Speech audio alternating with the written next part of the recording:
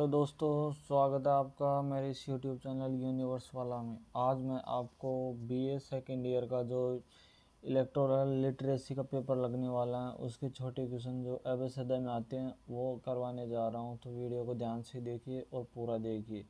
मैंने 100 क्वेश्चन छाटे हैं। आपके तो पेपर में 50 ही आएंगे, मैंने 100 छाटे हैं, इनमें से शायद आपके मिल जाए। तो देखते हैं पहला प्रश्न। भारत में मतदान की न्यूनतम आयु कितनी है? 18 वर्ष। भारत में मतदान की न्यूनतम आयु कितनी है? 18 वर्ष। भारत में चुनाव आयोग की स्थापना कब हुई थी? 25 जनवरी 1950 को। भारत में चुनाव आयोग की स्थापना कब हुई थी? 25 जनवरी 1950 को। भारत में पहला आम चुनाव कब हुआ था? 1951 और 52 में। मतलब भारत में पहला चुनाव कब हुआ था? 1951 और 52 में। 1951 और 52। भारत में चुनाव आयोग किस प्रकार का निकाय है? तो संवैधानिक निकाय है। और मुख्य चुनाव आयुक्त की नियुक्ति कौन करता है? मतलब चीफ इलेक्शन कमिश्नर की नियुक्ति कौन करता है? तो भारत का राष्ट्रपति प्रधानमंत्री की सलाह से करता है। ईपीआईसी का पूरा नाम क्या है? ईपीआईसी का पूरा नाम है इलेक्टर electors photo identity card. इलेक्टर photo identity card. चुनाव में इस्तेमाल होने वाली मशीन को क्या कहा जाता है? तो इलेक्ट्रॉनिक वोटिंग मशीन, ईवीएम कहा जाता है। वीवीपीएटी का पूरा नाम क्या है? तो voter verifiable paper auto audit trial. SVWP। SVEEP का पूरा नाम क्या है? तो systematic voters education and electoral participant. ये स्वीप का पूरा नाम है। प्रश्न 10 हुआ है, नोटा का अर्थ क्या है? नोटा का अर्थ हुआ है जो नन ऑफ द अबव, मतलब जो वोटर लिस्ट में जो कैंडिडेट की मतलब चुनाव चिन्ह है उनके अलावा एक नोटा का भी होता है। तो नोटा करता है कि उन सब में किसी में भी आपका इंटरेस्ट नहीं है, आप वोट देना ही नहीं चाहते। चुनाव आयोग की मुख्यालय कहाँ स्थित है? चुनाव आयोग का मुख्यालय कहाँ स्थित है? नई दिल्ली में। राज्य चुनाव आयोग की स्थापना किस अनुच्छेद के तहत होती है? तो राज्य चुनाव आयोग की स्थापना अनुच्छेद 243 के अनुसार। अनुच्छेद 243 के अनुसार। चुनाव आयोग में कितने आयुक्त होते हैं? चुनाव आयोग में एक मुख्य आयुक्त और 2 अन्य आयुक्त, मतलब 3 आयुक्त होते हैं। अगला प्रश्न है, लोकसभा में कुल कितनी सीटें होती है? लोकसभा में कुल कितनी? 543 सीटें। 543 सीटें। पहले 545 थी, 2 आंगल भारतीय की थी जो जो अभी हट चुकी हैं। अब 543 बचे हैं। राज्यसभा में कुल कितनी सीटें होती हैं? तो राज्यसभा में 245। इसमें इसमें राष्ट्रपति 12 सदस्यों को मनोनीत करता है। चुनाव चिन्ह किस संस्था द्वारा आवंटित किया जाता है? तो चुनाव चिन्ह मुख्य चुनाव आयोग द्वारा, मतलब चीफ इलेक्शन कमीशन द्वारा वो आवंटित किए जाते हैं। मतदाता सूची को क्या कहा जाता है? तो इलेक्टोरल रोल कहा जाता है। इलेक्टोरल रोल कहा जाता है। मतदान न करना किस अधिकार का दुरुपयोग है? तो मताधिकार का दुरुपयोग है। मताधिकार का दुरुपयोग है। भारत में कितने प्रकार के चुनाव होते हैं? तो भारत में सामान्य और उपचुनाव। सामान्य और उपचुनाव 2 प्रकार के चुनाव होते हैं। चुनाव आयोग की स्थापना किस दिवस कब मनाया जाता है? चुनाव आयोग स्थापना दिवस कब मनाया जाता है? 25 जनवरी 1951 को चुनाव आयोग की स्थापना हुई थी। तो 25 जनवरी को चुनाव आयोग का स्थापना दिवस मनाया जाता है। नोटा भारत में कब लागू हुआ? तो 2013 से नोटा भारत में लागू हुआ। भारत में ईवीएम पहली बार कब प्रयोग में आई थी? तो 1982 के केरल विधानसभा चुनाव में सबसे पहले प्रयोग की गई थी। केरल विधानसभा के चुनाव में सबसे पहले उपयोग की गई थी। मतदाता पहचान पत्र किसके द्वारा जारी किया जाता है? तो मतदाता पहचान पत्र चुनाव आयोग के द्वारा जारी किया जाता है। फॉर्म 6 का उपयोग किसके लिए होता है? तो फॉर्म 6 नया नाम जुड़वाने के लिए किया जाता है। मृत मतदाता का नाम हटाने के लिए कौन सा फॉर्म होता है? तो फॉर्म 7। फॉर्म 7। निर्वाचन क्षेत्र किसे कहते हैं? तो वह क्षेत्र जहां एक प्रतिनिधि चुना जाता है। उम्मीदवार बनने की न्यूनतम आयु क्या है? तो 25 वर्ष है। लोकसभा और विधानसभा के लिए, राज्यसभा और विधान परिषद के लिए ये 35 वर्ष की आयु हो जाती है। चुनाव प्रचार के लिए अधिकतम सीमा खर्च कौन तय करता है? तो चुनाव आयोग करता है। चुनाव प्रचार कब बंद होता है? मतदान के 48 घंटे पहले, तब आचार संहिता लग जाती है। राज्य विधानसभा चुनाव कौन कराता है? राज्य विधानसभा चुनाव राज्य चुनाव आयोग कराता है। मतदाता केंद्र पर पहचान के लिए कौन से दस्तावेज मान्य होते हैं? तो ईपीआईसी मतलब पहचान पत्र और अन्य अनुमोदित दस्तावेज। चुनावी गोपनीयता सुनिश्चित करने के लिए क्या किया जाता है? तो गोपनीय मतदान व्यवस्था। चुनावी आचार संहिता क्या है? उम्मीदवारों के लिए निर्धारित आचरण नियम। 34 किसान आचार संहिता का उल्लंघन करने पर क्या होता है? तो कार्रवाई की जाती है। मतदान करते समय कौन सी उंगली पर स्याही लगा जाती है? तो बाएं हाथ की तर्जनी उंगली, मतलब बाएं हाथ की तर्जनी उंगली पर लगाया जाता है, लेफ्ट हैंड की। चुनाव प्रक्रिया का संचालन कौन करता है? तो चुनाव आयोग करता है।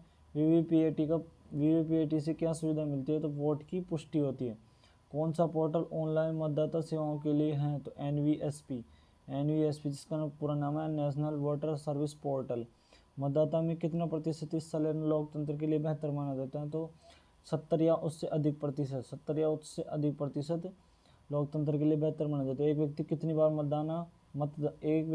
बार मतदान कर सकता है? तो केवल एक बार कर सकता है। दूसरी बार करोगे तो उसे जाली वोट माना जाता है। मतदाता नामावली में किस तिथि के अनुसार जुड़ता है? तो 1 जनवरी को आयु की गणना से जुड़ता है। प्रवासी मतदाता किसे कहते हैं? जो अपने निर्वाचन क्षेत्र से बाहर रहा हो। मतदान के दिन छुट्टी क्यों दी जाती है? ताकि हर व्यक्ति वोट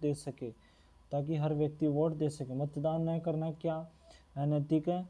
हाँ, यह लोकतांत्रिक कर्तव्य की उपेक्षा है। युवा मतदाता किस आयु में शामिल होता है? 18 से 25 वर्ष तक। कौन संगठन मतदान के प्रति युवाओं को प्रेरित करता है? तो निर्वाचन साक्षरता क्लब, ELC क्लब।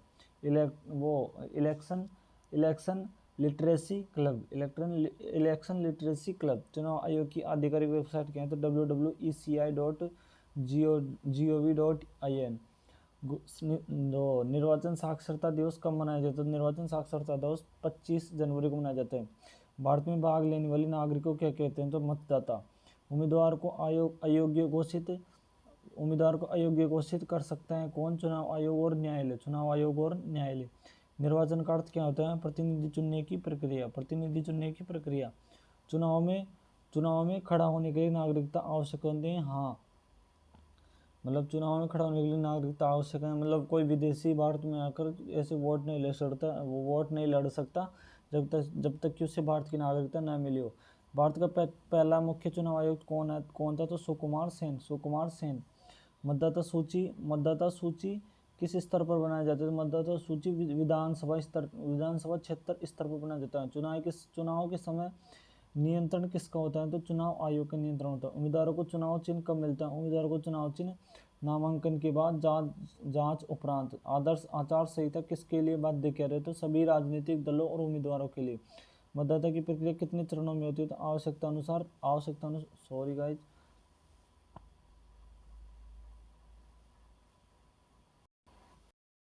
आदर्श आचार संहिता किसके लिए बाध्य कह रहे? तो सभी राजनीतिक दलों और उम्मीदवारों के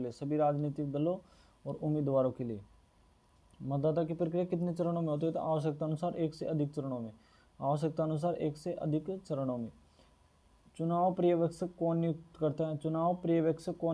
तो चुनाव आयोग नियुक्त करता है। एक निर्वाचित क्षेत्र में कितने मतदान केंद्र हो सकते हैं? तो जनसंख्या के अनुसार ये डिसाइड होता है।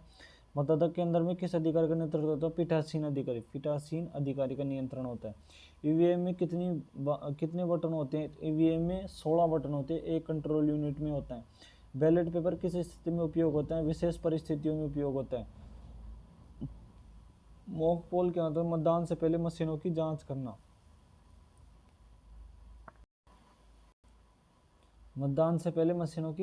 एक उम्मीदवार कितनी सीटों से चुनाव लड़ सकता है? तो 2 सीटों से चुनाव लड़ सकता है। 2 सीटों। पुनर्मतदान कब कराया जाता है? गड़बड़ी या असामान्य परिस्थिति में। चुनाव आयोग के आदेश को कौन चुनौती दे सकता है? चुनाव आयोग के आदेश को उच्च न्यायालय और सर्वोच्च न्यायालय चुनौती दे सकता है। निर्वाचन क्षेत्र के परिसीमन का कार्य कौन करता है? तो परिसीमन आयोग करता है। चुनाव प्रक्रिया में पारदर्शिता क्यों आवश्यक है? लोकतंत्र की विश्वसनीयता के लिए। आचार संहिता का पालन न करने पर कौन रिपोर्ट करता है? तो आम नागरिक या अधिकारी।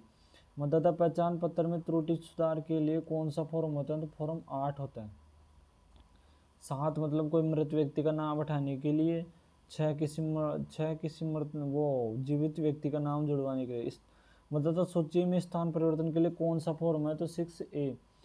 मतदाता हेल्पलाइन नंबर क्या है? तो 1950 मतदान के लिए कौन सी ऐप उपयोग होती है? तो मतदान के लिए वोटर हेल्पलाइन ऐप उपयोग होती है। चुनाव की घोषणा कौन करता है? तो चुनाव आयोग करता है। चुनाव आयोग किस संविधान संशोधन के तहत बना? तो संविधान के अनुच्छेद 324 के तहत चुनाव आयोग बना है।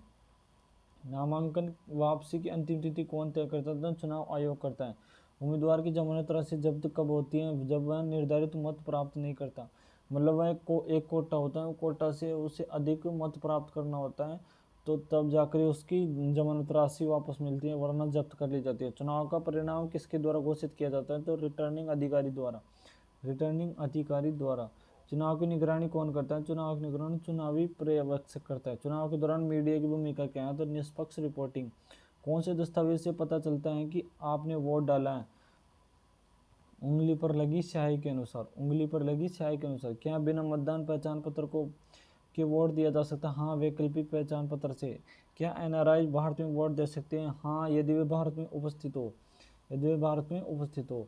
मतदान अवकाश के दिन शराब की दुकानें क्यों बंद कर दी जाती है? निष्पक्ष चुनाव सुनिश्चित करने हेतु। कौन सा ऐप उम्मीदवारों की जानकारी देता है? तो सी विजिल। सी विजिल और voter helpline number, voter helpline.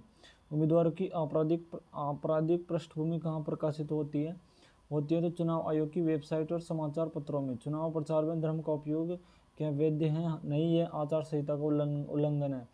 प्रत्येक मतदाता का वोट समान मूल्य रखता है, यह किस सिद्धांत को दर्शाता है? समानता का अधिकार को दर्शाता है। मतदान केंद्र पर मोबाइल का प्रयोग क्यों वर्जित है? गोपनीयता की रक्षा के लिए। स्वतंत्र और निष्पक्ष चुनाव किसका प्रतीक है? लोकतंत्र का। चुनाव खर्च का लेखा जोखा कौन जमा करता है? तो उम्मीदवार। वोटिंग मशीन को कौन सील करता है? रिटर्निंग अधिकारी। रिटर्निंग अधिकारी। चुनाव हिंसा रोकने के लिए कौन जिम्मेदार होता है? जिला प्रशासन और पुलिस। जिला प्रशासन और पुलिस। विकलांग मतदाताओं की सुविधा के लिए क्या व्यवस्था है? तो रैंप हो गया, व्हील चेयर हो गया और ब्रेल ईवीएम हो गया। ब्रेल ईवीएम हो गया। चुनाव निष्पक्षता सुनिश्चित करने के लिए कौन निर्देश जारी करता है? तो चुनाव आयोग ने जारी करता है। विदेशी नागरिक क्या भारत में वोट डाल सकते? नहीं, जब तक कि उन्हें भारत की नागरिकता न मिल जाए तब तक वो वोट नहीं डाल सकते। केवल एनआरआई वोट डाल सकते हैं। उम्मीदवार का पर्चा रद्द किस स्थिति में होता है? गलत जानकारी या नियमों का उल्लंघन करने पर। क्या चुनाव परिणाम पर न्यायालय रोक लगा सकता है? हाँ, याचिका के आधार पर। एक जागरूक मतदाता का मुख्य कर्तव्य क्या है? मतदान करना और सही उम्मीदवार चुनना। ये हो गए आपके 100 क्वेश्चन आपके इलेक्टोरल लिटरेसी के। तो शायद इनमें से आपके एग्जाम में कुछ ना कुछ मिल जाए। आपको all the best. I hope आपका पेपर बहुत अच्छा हो।